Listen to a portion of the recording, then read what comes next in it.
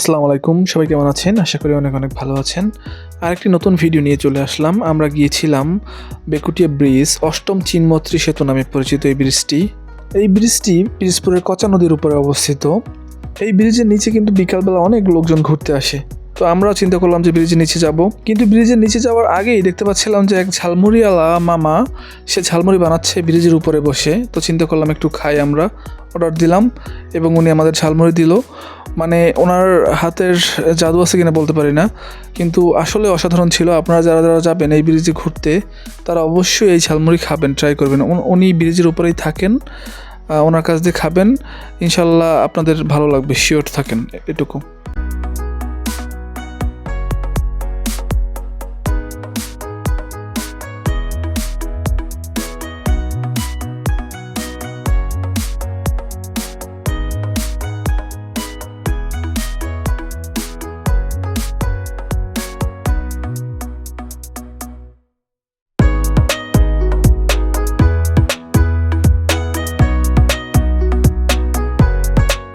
আজকের দিনটি ছিল মেঘলাচ্ছন্ন, হালকা হালকা গুড়ি গুড়ি বৃষ্টি পড়তেছিল, যার কারণে একটু লোকজন কম হয়েছিল আজকে, কিন্তু তাও অনেক লোক আসছিল। আপনারা সামনে গেলেই দেখতে পাবেন যে কী পরিমাণ বাইক রাখা এখানে।